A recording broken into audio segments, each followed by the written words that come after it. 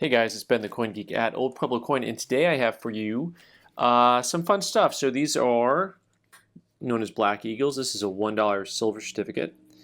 And what's kind of interesting about what the U.S. Mint did, the U.S. government, the Bureau of Engraving and Printing carried it out on our behalf as Americans here, are these note series that were actually put together kind of as a series, 1 through 5. So you'll see there's a series called the Educational Series, where the 1 through 5 is all kind of one style. But then the higher denominations don't really have any type of matching motifs or anything similar. So the 1899 Black Eagle is amongst the most commonly seen large-sized banknotes. We see these quite often in all kinds of different grades. This one happens to be really high grade, but low-grade notes you can pick up for $100 or somewhere in that price point still if you get something that's really well worn. Well, this note had two mates to it, and one of them was a $2 bill, which is very rarely seen by most people. It's not super crazy expensive, but of course, unless you're starting to buy them in really high grade, and then because this is like a $700 plus note on this too. So the notes that all came out with a new design for a new year, right? And so the motifs here are not really what you'd call identical, but you can tell that there's some type of similarity, some type of uniformity to the way this is produced. Even though the shapes are different, you just kind of get that overlay, and you can see, that they kind of had a similar look and feel to them. For those of you who don't know, silver certificates were actually backed by silver coins. They certified that they deposited in the Treasury $2 silver. Very cool. Very cool. Of course, George Washington. You may not recognize this buff dude. That's me with my shirt off. And then on the sides here, you'll see that they actually have the official act that started this series, which is actually 1866. But the act of and the series of are different. So anytime you see the act of, that's just when the law was passed that helped produce, that gave the Congress permission to produce the currency. The series, which this one says right there, series of 1899, the series is going to be when they were actually issued. And also, something just to point out, as long as I'm up close and personal here, you have the Treasurer of the United States. On that side, this side, you have the Register of the Treasury.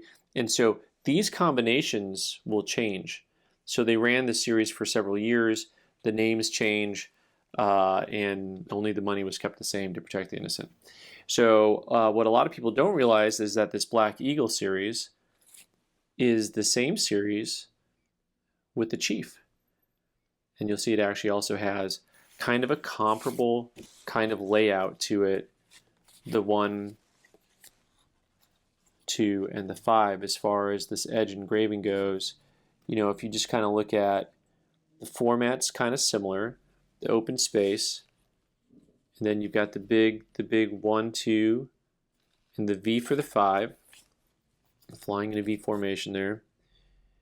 And we've got that series, that act of 1886 with the series of 1899.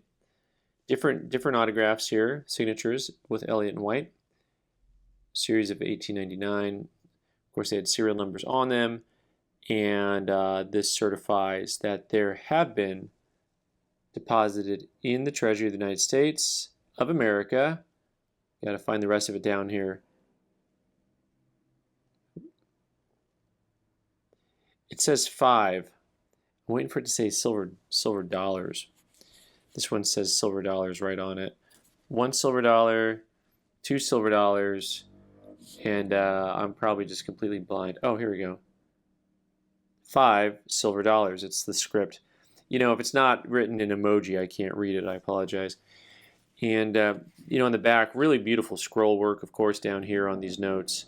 Once again, anytime, it's hard for me to look at this stuff and just not think that people are crazy who don't collect currency. Like when, coins are wonderful. Of course, I love coins, but when you look at just the variety of what they can do with currency, I even like modern currency when I take a look at it and see some of those polymer notes and just the crazy stuff they do with notes that you can see through and whatnot. But the series of 1899, very cool series.